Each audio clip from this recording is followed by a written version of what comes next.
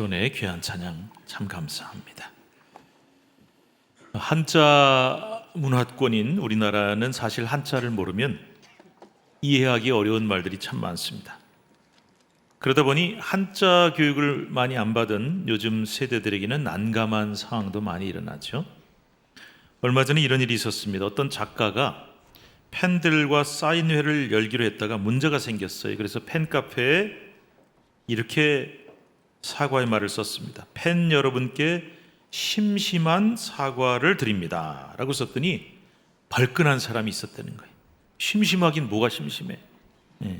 안 그래도 화나 죽겠는데 심심하다 그러니까 더 기분 나쁘다, 이렇게 썼다고 합니다. 유독 한자가 많은 우리나라에 생기는 웃지 못할 현상이죠. 우리가 이렇게 자주 일상생활 중에 많이 쓰는 한자어 중에 고사성어라는 게 있습니다. 옛날 중국에서 일어난 일에서 유래한 말들인데요, 그 중에 하나가 우리가 참 많이 쓰는 말인데 기우라고 하는 고사성어가 있습니다. 기우라는 것은 기나라 사람들의 걱정이라고 하는 뜻인데, 중국 춘추 전국 시대에 기나라에 살던 사람들은 항상 걱정이 많았다고 하죠. 그 걱정의 내용은 뭐냐면은 만일 하늘이 무너지면 어디로 피할 것인가, 이런 걱정이었다고 합니다.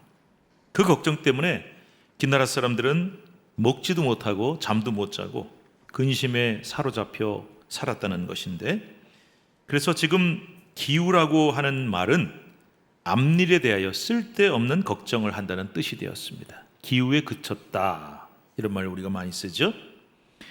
그런데 말입니다, 우리 하나님 믿는 성도들 중에도 이 기우, 기나라 사람들처럼 늘 쓸데없는 걱정에 사로잡혀 눌려 살아가는 사람들이 많아서 참 안타깝습니다. 목회자 입장에서는 참 아쉽고 안타까운 일이. 주님도 마태복음 6장 산상수훈 설교에서 염려, 근심, 걱정에 대해서 이렇게 말씀하셨습니다. 우리 6장 25절 한번 읽어볼까요? 시작. 그러므로 내가 너희에게 이르노니 목숨을 위하여 무엇을 먹을까, 무엇을 마실까, 몸을 위하여 무엇을 입을까 염려하지 말라. 목숨이 음식보다 중하지 아니하며 몸이 의복보다 중하지 아니하냐.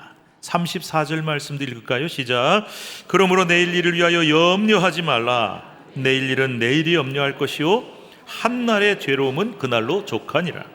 주님께서 우리 성도들에게 염려하지 마라, 염려하지 마라, 이렇게 여러 번 강조하신 까닭이 무엇일까요? 그것은 바로 하나님이 우리 하늘 아버지가 되어주시기 때문이다. 우리는 그 하나님 아버지의 자녀이기 때문이다. 따라서 아버지 하나님은 우리 자녀인 우리들을 걱정하지 않게, 염려하지 않게 돌보시고 책임지시니까 세상 사람들처럼 뭘 먹고 살까, 내일은 어떻게 될까, 이런 걱정하지 않아도 된다라고 약속하신 것입니다. 여러분들도 이 주님의 약속을 분명히 믿으시고 씩씩하게 살아가시기를 축복합니다. 그런데 말입니다, 이 주님의 말씀이, 이 성경 말씀이 세상의 모든 근심 걱정 무조건 그거 다 하지 마라, 이런 뜻이 아니에요. 어떤 근심 걱정은 필요한 게 있다는 겁니다. 꼭 필요한 게 있다.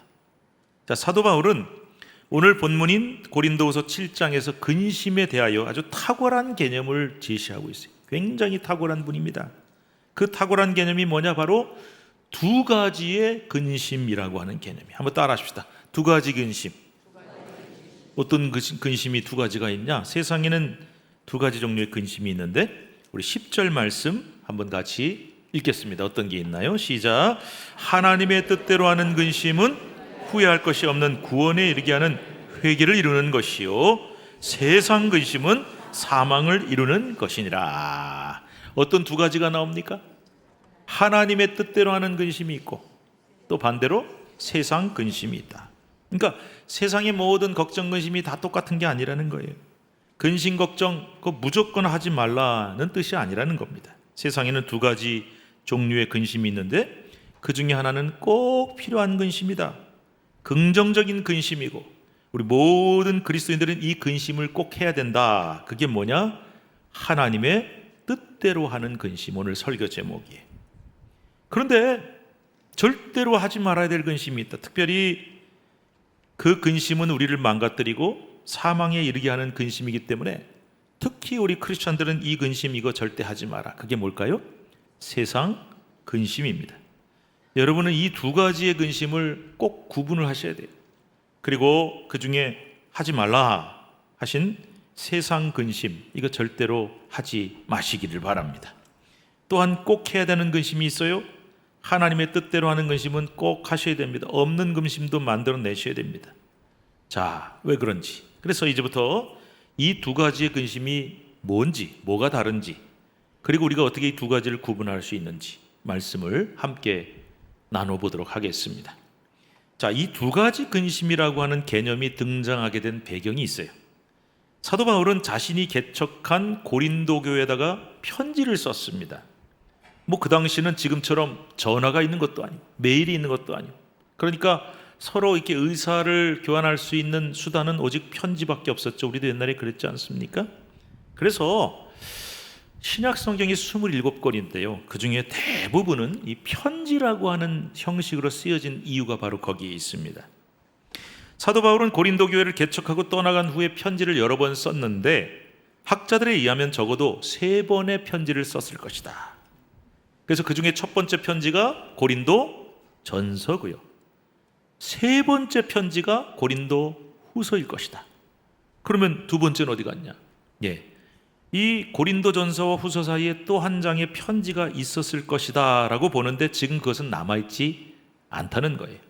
자, 그런데 이 두 번째로 추정되는 편지를 학자들은 별명을 하나 붙였습니다. 눈물의 편지다 라고 붙였어요. 이 눈물의 편지에 대해서는 고린도후서 2장 1절의 말씀에 나오는데 우리 한번 1절 읽어봅시다. 시작. 내가 다시는 너에게 근심 중에 나아가지 아니하기로 스스로 결심하였노니. 사도 바울이 무슨 얘기를 하냐면은 내가 다시는 고린도 교회를 방문하지 않겠다라고 결심했다는 거예요. 무슨 일이 있었을까요? 바울은 첫 번째로 고린도시를 방문했을 때 그곳에 교회를 세워서 고린도 교회를 설립을 했습니다. 그런데 나중에 떠난 다음에 들려오는 말이 고린도 교회에 문제가 생겼다는 거예요. 자기가 눈물로 세운 그 소중한 교회가 지금 거짓 교사들이 침투해 들어왔어요. 지금 오늘이 우리 총회가 제정한 2단 경계주일입니다. 2단 정말 조심해야 되는데 그때도 2단이 있었어요. 이 2단 사설 잘못된 복음을 퍼뜨리는 이 거짓 교사들이 교회에 침투해 들어와서 고린도 교회에 지금 큰 혼란이 일어났습니다. 큰일 났습니다. 그래서 이 문제를 해결하기 위해 바울은 두 번째로 고린도를 방문하는데 그만 그 두 번째 방문 때 너무나 가슴 아픈 일을 겪었던 것 같습니다. 어떤 내용이었을까요? 바울이 가르친 복음을 부정하는 자들이 있었어요. 그들이 이미 교회에 큰 영향을 끼치고 있기 때문에 이 이단 사설을 가르치는 거짓 교사들이 바울 당신이 가르친 복음은 틀렸다 라고 부정하면서 바울을 개인적으로 막 공격을 하는 인신공격을 당하게 되는 거예요. 어떤 인신공격을 당했냐? 고린도후서에도 그 주제가 깊이 다뤄지고 있는데 사도 바울의 자격 문제, 사도권. 그러니까 모름지기 사도라 그러면은 예수님이 직접 부른 제자, 예수님하고 3년 공생에 같이 하고 한솥밥 먹어야 되는데 바울은 그런 사람이 아니잖아요. 그러니까 너 사도 맞아? 하고 사도의 자격에 대한 인신공격을 막 하는 거예요. 그러면서 사도 바울에 대해서 공격을 하고 사도 바울의 지도력에 대해서 비판하고 이런 일을 겪었던 거죠. 이게 얼마나 가슴이 아팠겠어요. 그래서 사도 바울은 1절에 이렇게 얘기한 겁니다. 내가 다시는 가슴이 아파서 고린도를 방문하지 않기로 결심했다. 이렇게 말한 거예요. 그래서 직접 방문하는 대신에 이 사도 바울은 고린도 교회를 향해서 편지를 쓴 것 같습니다. 그 편지가 바로 2장 4절에 등장하는데요. 자, 4절 말씀 읽읍시다. 내가 마음에 큰 눌림과 걱정이 있어 많은 눈물로 너에게 썼노니 이는 너희로 근심하게 하려 한 것이 아니요 오직 내가 너희를 향하여 넘치는 사랑이 있음을 너희로 알게 하려 함이라. 바울은 비록 고린도 교회를 방문했을 때 봉변에 가까운 가슴 아픈 일을 겪었습니다마는 정말 고린도 교회를 사랑하기에, 고린도 교회 성도들을 사랑하기에 그 사랑의 마음으로 편지를 썼어요. 그런데 어떻게 썼냐? 내가 많은 눈물로 너희에게 사랑의 편지를 썼다. 그래서 이 편지에서 바울은 물론 사랑의 편지지만 그래도 할 얘기는 해야죠. 그래서 고린도 교회의 잘못된 신앙과 태도에 대해서 지적을 하고 책망을 했던 모양이에요. 근데 여러분, 이건 오해는 하지 마세요. 감히 니네가 교회를 설립한 설립자인 나에게 그렇게 함부로 대해, 나를 이렇게 홀대해 하고 분노와 섭섭함을 나타낸 것이 아니에요. 분노와 섭섭함이 아니라 눈물로 편지를 썼다. 내가 진정 사랑하는 고린도 교회 성도들이 지금 잘못된 이단 사설에 빠져서 심판을 당하고 사망으로 가면 안 되니까 그들이 빨리 회개하고 바른 신앙으로 돌아오기를 바라는 마음으로 사랑의 편지를 눈물로 썼다는 거예요. 그래서 학자들이 이 편지의 별명을 뭐라고 붙였다고요? 눈물의 편지다라고 부르게 되는 거예요. 자, 그럼 오늘 본문 고린도서 7장으로 넘어가 보도록 하겠습니다. 사도 바울은 여기서 바로 이 눈물의 편지에 대해서 언급을 하고 있는데요. 우리 8절 말씀 읽겠습니다. 시작. 그러므로 내가 편지로 너희를 근심하게 한 것을 후회하였으나 지금은 후회하지 아니함은 그 편지가 너희로 잠시만 근심하게 한 줄을 알미라. 내가 편지로 너희를 근심하게 했다라는 말 속에 등장한 편지가 바로 앞서 말씀드린 눈물의 편지라는 거예요. 그런데 사도 바울은 이 눈물로 쓴 편지를 고린도 교회에 보내놓고는 후회하는 마음이 들었다는 겁니다. 정말 내 마음이 무겁고 힘들었다. 왜냐? 아이고, 내가 괜히 보냈나 보다. 내가 그토록 사랑하는 고린도 교회 성도들이 내 편지를 받고 얼마나 근심 걱정이 많았을까, 이런 생각이 든 거예요. 그렇죠? 교회 설립자인 사도 바울이 편지를 보내왔는데 그 내용은 책망하고 야단치는 거예요. 잘못된 신앙 가졌다고. 그러니까 왜 근심 걱정이 없었겠어요? 바른 신앙 가진 사람이면 당연히 근심해야죠. 아마 그 편지 내용은 이런 거였을 거예요. 너희가 좀 잘못된 길로 가고 있다. 멸망당하는 길로 가고 있다. 왜 내가 전한 바른 복음을 부정하고 잘못된 가르침과 이단에 빠졌냐고 호되게 야단치는 내용 아니었겠어요? 그러니까 정상적 바른 신앙을 가진 사람이라면 이런 편지 받으면 깜짝 놀라야죠. 걱정이 돼야죠. 근심이 돼야죠. 잠이 안 오는 게 당연하죠. 그런데 막상 이 책망의 편지, 눈물의 편지를 보내놓고는 사도 바울이 후회가 된 거예요. 아이고, 내가 괜히 괜한 편지를 보내서 이 사랑하는 고린도 교회 성도들을 가슴 아프게 하고 근심하게 만들었나 하고 마음이 자기도 아팠던 거예요. 그런데 사도 바울이 곧바로 뭐라고 얘기를 할까요? 우리 8절 뒷부분과 9절을 이어서 한번 읽어볼 거예요. 읽읍시다. 후회하였으나 지금은 후회하지 아니함은 그 편지가 너희로 잠시만 근심하게 한 줄을 알미라. 9절. 내가 지금 기뻐함은 너희로 근심하게 한 까닭이 아니요 도리어 너희가 근심함으로 회개함에 이른 까닭이라. 너희가 하나님의 뜻대로 근심하게 된 것은 우리에게서 아무 해도 받지 않게 하려 함이라. 이게 무슨 말이냐면, 내가 그 편지 보내놓고 잠깐 후회를 했다. 그런데 지금은 후회 안 해. 왜냐하면 그 편지가 너희를 잠깐만 근심하게 했기 때문이다. 내가 지금은 도리어 기쁘다. 왜냐하면 그 편지를 너희가 받고 근심한 바람에 회개에 이르르고 구원을 받게 되었기 때문이다. 네, 물론 사도 바울의 편지를 받았을 때 고린도 교회 성도들은 잠시 근심을 했겠죠.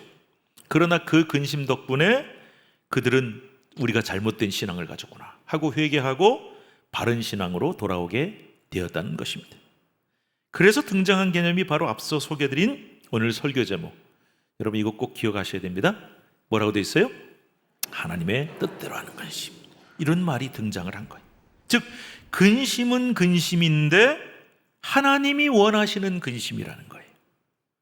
하나님이 기뻐하시는 근심이 있다는 거예요. 고린도 교회 성도들은 사도 바울이 보낸 편지 때문에 이 하나님이 원하시는 근심, 하나님 뜻대로 하는 근심을 하게 된 바람에 결국은 회개를 하고 구원받고 바른 신앙으로 돌아오고 하나님의 뜻을 이루게 되었다라는 것이죠. 계속해서 사도 바울은 하나님의 뜻대로 하는 근심이 왜 중요한지를 설명하고 있습니다. 자, 첫 번째 한번 읽어봅시다. 하나님의 뜻대로 하는 근심은 우리를 구원에 이르게 합니다. 10절에 보시면 하나님의 뜻대로 하는 근심은 후회할 것이 없는 구원에 이르게 하는 회개를 이룬다 그랬어요. 하나님의 뜻대로 근심을 하게 되면 고린도 교회 성도들처럼 회개를 하게 돼요. 아, 내가 지금 잘못된 신앙을 갖고 있구나, 바른 신앙의 길을 가고 있지 않구나. 그래서 회개하고 결국은 구원에 이르게 된다는 것입니다. 두 번째로, 자, 읽어봅시다. 하나님의 뜻대로 하는 근심은 우리에게 엄청나게 많은 영적 유익을 준다. 도대체 뭘 준다는 얘기냐?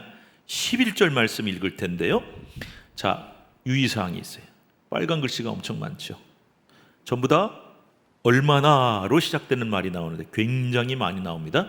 한번 유념해서 한번 읽어보시면 좋겠습니다. 자, 같이 읽읍시다. 보라, 하나님의 뜻대로 하게 된 이 근심이 너희로 얼마나 간절하게 하며 얼마나 변증하게 하며 얼마나 분하게 하며 얼마나 두렵게 하며 얼마나 사모하게 하며 얼마나 열심 있게 하며 얼마나 벌하게 하였는가. 너희가 그 일에 대하여 일체 너희 마음의 깨끗함을 나타내었느니라. 아멘. 얼마나가 몇 번 나오는지 세보셨어요? 네? 몇 번쯤 나오는 것 같아요? 엄청 많이 나오는 것 같은데 몇 번은 내가 못 셌네. 예, 한번 같이 찾아보죠. 몇 번 나오는지. 자, 다시 한번 보여줘 보세요. 성구. 자, 얼마나 간절하게, 얼마나 변증하게, 얼마나 분하게, 얼마나 두렵게, 얼마나 사모하게, 얼마나 열심히 있게, 얼마나 벌하게. 몇 번? 7번이 나와요. 그러니까 하나님의 뜻대로 하는 근심은 우리에게 많은 영적인 유익을, 신앙적 유익을 주는데 7가지나 된다. 뭐가 있느냐? 그래서 이제 제가 잠깐씩 설명을 드릴 텐데 여러분이 도와주셔야 돼요. 어떻게 도와주시냐?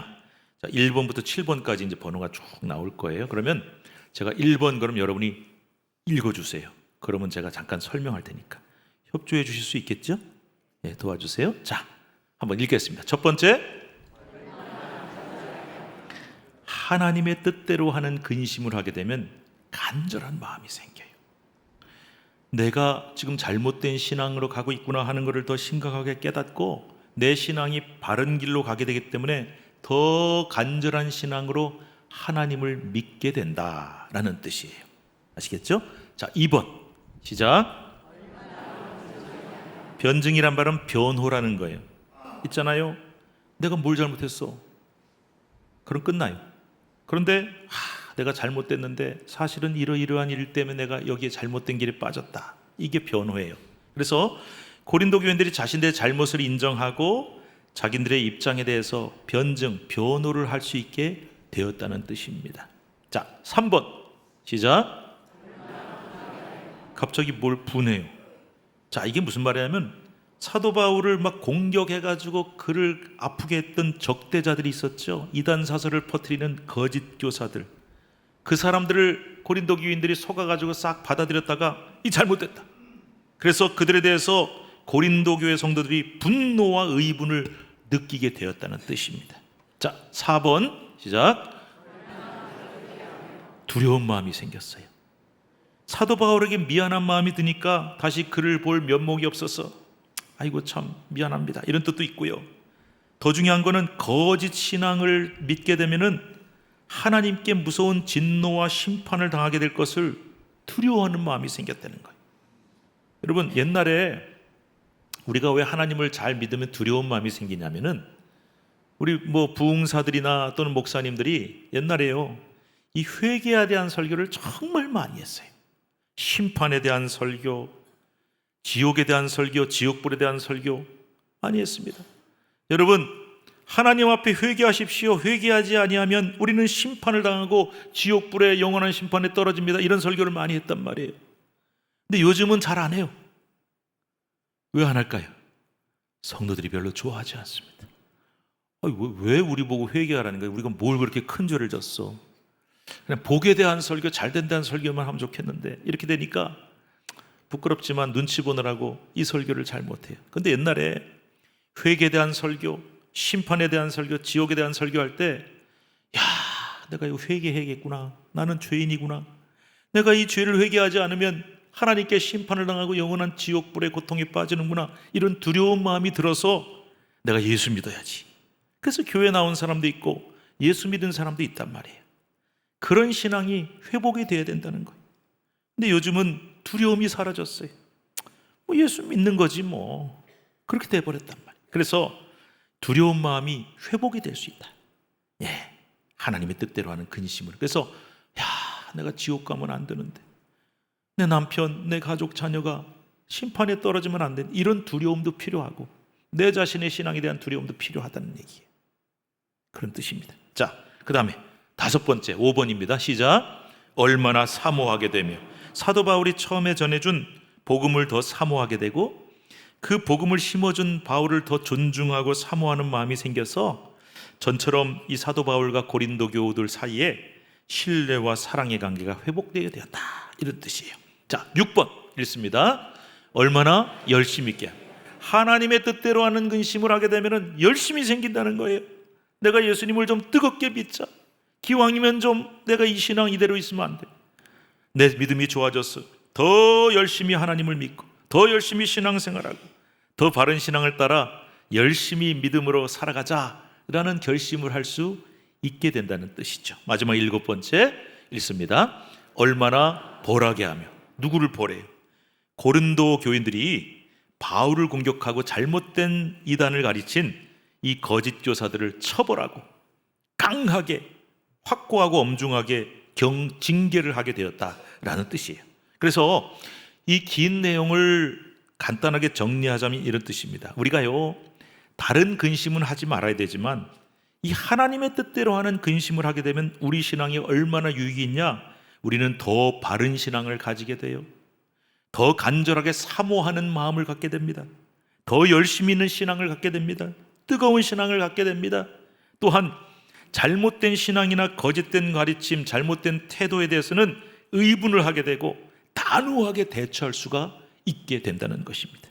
그래서 이 하나님의 뜻대로 하는 근심은 우리 신앙에 정말 중요한 유익을 준다는 말씀이에요.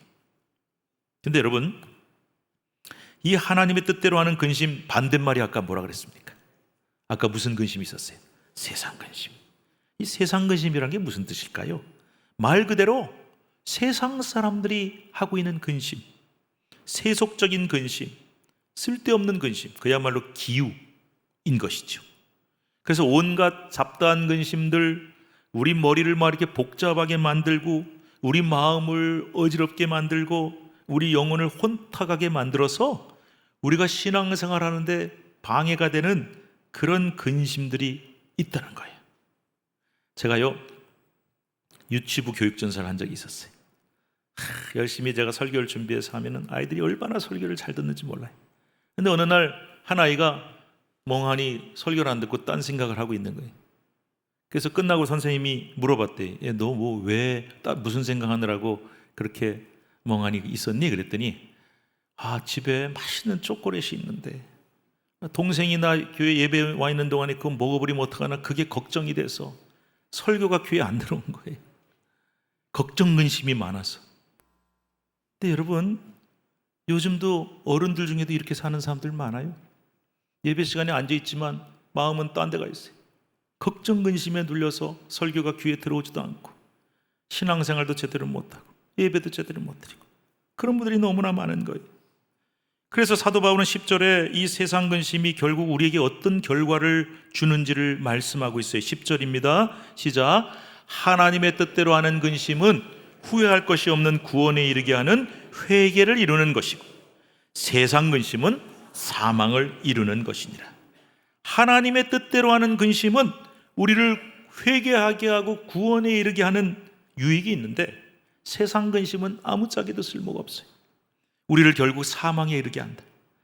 하나님의 뜻대로 하는 근심은 아까 설명을 드렸죠. 7가지의 정말 신앙적인 유익을 줘서 우리가 더 하나님을 잘 믿고 우리 신앙이 발전할 수 있도록 만들어주지만, 이 세상 근심은 우리가 신앙이 퇴보가 돼요. 근심에 눌려 사니까 정체되고 퇴보되고, 그래서 우리가 잘못된 신앙으로 이끌려갈 수밖에 없다. 그렇다면 저와 여러분은 이 2가지 근심 중에 어떤 근심을 해야 되겠습니까? 세상에는요, 이 세상 근심에 빠져 살다가 결국 사망에 이르는 사람들이 너무 많습니다. 뉴스를 보면 요즘에 그렇게 사건 사고가 많죠. 남을 해치고 자기를 해치고 가족을 죽이고. 근데 원인은 다 있어요. 근심 걱정에 눌려 살다가 망하는 거예요. 남 해치고 나 해치고. 미국의 심리학자 어니 제이 젤리스키라는 사람이 있어요. 어니 젤리스키. 이 사람이 이제 흥미로운 연구를 했는데 그의 책 느리게 사는 즐거움이라는 책에서 그가 심리학자니까 얼마나 많은 사람들을 만났겠어요. 그래서 사람들이 많이 하는 걱정거리들을 다 수집을 해서 분류를 해봤대요. 그랬더니 결론이 뭐냐? 이 책에 이렇게 써 있어요. 자, 뭐라고 써 있냐? 한번 읽어볼까요? 우리는 96%의 쓸데없는 걱정을 하며 살아가고 있다. 몇 퍼센트요? 96%. 거기 뭐라고 분석되어 있냐면은 사람들이 자주 하는 걱정의 40%는 절대 일어나지 않을 일이라고 합니다. 현실에 일어날 가능성이 없는 일. 아까 기나라 사람들은 무슨 걱정했어요? 하늘이 무너지면 어떡하나? 땅이 꺼지면 어떡하나? 현실에 일어날 가능성이 없는 일을 괜히 걱정하고 일어나지도 않을 일에 대해서 걱정하고 산다는 거죠. 그 다음에 30%는 뭐예요? 이미 일어난 일, 이미 지나간 일, 이미 벌어진 상황, 이거를 걱정하고 있는 거예요. 그때 그렇게 하지 말았어야 되는데. 그리고 그때 일어난 일에 대해서 어떡하지 이러고 살아가요. 사실 저도 좀 성격이 꼼꼼한 편이에요. 처음에 목회할 때 걱정이 많아요. 그래서 무슨 일이 벌어지면 그걸 가지고 한 달, 두 달, 세 달, 1년 고민하고 있어요. 근데 제가 못 살겠는 거예요. 그래서 딱 마음을 먹었어요. 하나님, 저 이제 이미 지나간 일에 대해서는 좀 걱정하지 않겠습니다. 후회도 안 합니다. 마음에 많은 자유를 얻었어요. 여러분, 지나간 일 아무리 후회하고 걱정해도 바뀌는 건 하나도 없어요. 이게 30%. 그 다음에 또 뭐가 있어요? 22%는 사소한 일, 아무것도 아닌 일, 걱정할 가치조차 없는 사소한 일 때문에 우리는 또 걱정 근심을 하며 산다. 그리고 4%는 바꿀 수 없는 일, 내가 뭘 해도 절대 해결될 수 없는 일. 여러분, 오늘 교회 오실 때 더웠죠? 근데 걱정한다고 더위가 해결이 됩니까? 뭐가 해결이 됩니까? 세상에는 우리가 아무리 걱정해도 해결할 수 없는 일들이 있는데 4%, 합하면 몇 퍼센트?